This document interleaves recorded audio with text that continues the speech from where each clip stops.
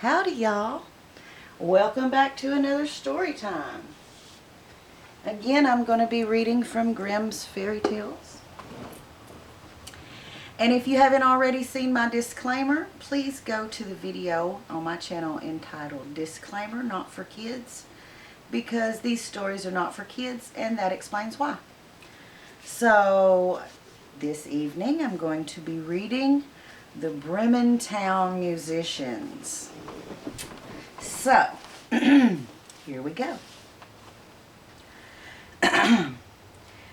There once was an ass whose master had made him carry sacks to the mill for many a long year, but whose strength had began at last to fail, so that each day as it came found him less capable of work. Then his master began to think of turning him out. But the ass, guessing that something was in the wind that boded him no good, ran away, taking the road to Bremen, for there he thought he might get an engagement as a town musician. When he had gone a little way, he found a hound lying by the side of the road, panting, as if he had run a long way. "Now hold fast, what are you so out of breath about?" said the ass. "Oh dear," said the dog, "now I am old. I get weaker every day, and can do no good in the hunt. So as my master was going to have me killed, I have made my escape. But now, how am I to gain a living?" "I will tell you what," said the ass, "I am going to Bremen to become a town musician. You may as well go with me, and take up music too. I can play the lute, and you can beat the drum."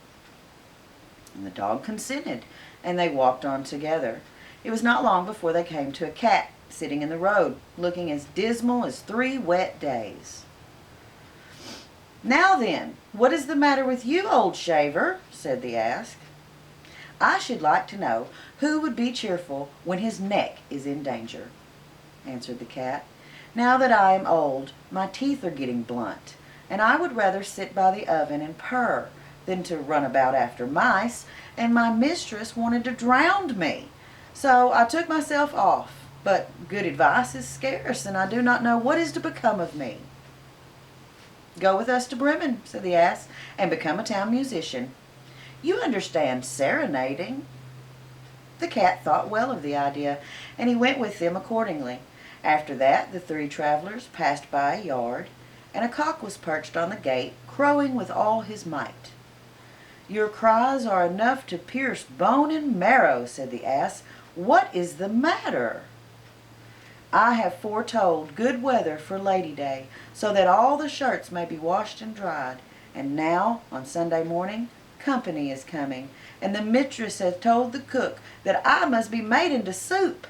And this evening my neck is to be wrung, so that I am crowing with all my might while I still can." "You'd better go with us, Chanticleer," said the ass. "We are going to Bremen. At any rate, that will be better than dying. You have a powerful voice, and when we are all performing together, it will have a very good effect." So the cock consented, and they all went on, all 4 together. But Bremen was too far to be reached in one day, and towards evening they came to a wood, where they determined to pass the night. And the ass and the dog lay down under a large tree, and the cat got up among the branches, and the cock flew up to the top, as that was the safest place for him. Before he went to sleep, he looked all around him to the 4 points of the compass, and perceived in the distance a little light shining. And he called out to his companions that there must be a house not far off, as he could see a little light. And so the ass said, "We had better get up and go there, for these are uncomfortable quarters." The dog began to fancy a few bones, not quite bare, would do him good, and they all set off in the direction of the light. And it grew larger and brighter, until at last it led them to a robber's house, all lighted up. The ass, being the biggest, went up to the window, and he looked inside. "What do you see?" said the dog. "What do I see?" answered the ass. "Well, here is a table, set all out with splendid eatables and drinkables, and robbers sitting at it and making themselves very, very comfortable." "Well, that would just suit us," said the cock. "Yes, indeed. I wish that we were there," said the ass.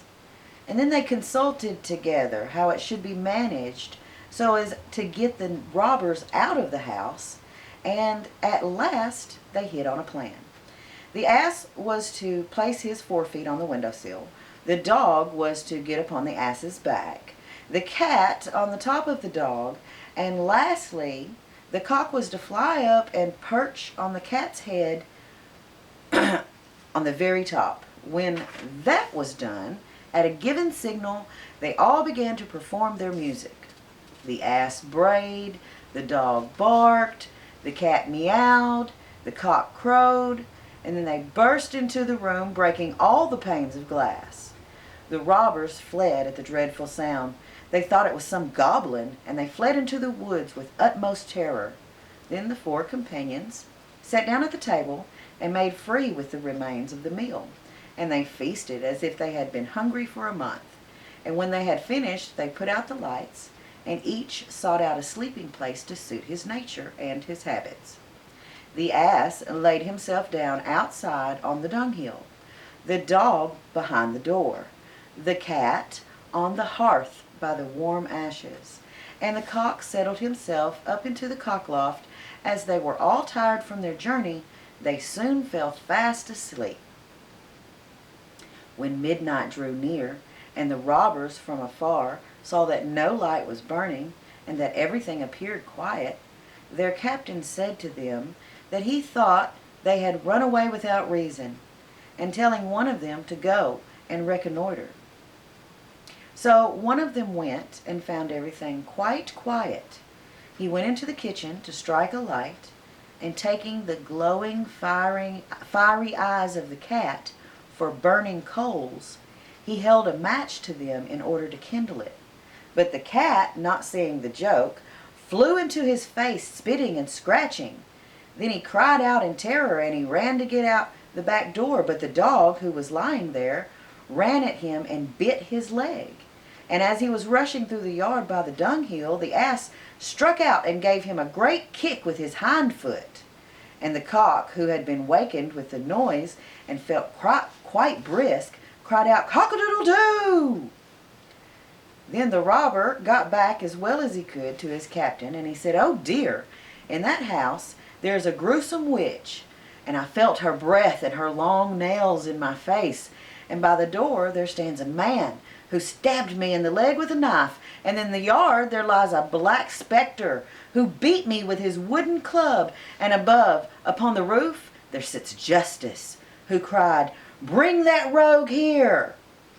And so I ran away from the place as fast as I could." From that time forward, the robbers never ventured to that house, and the four Bremen town musicians found themselves so well off where they were that they stayed there.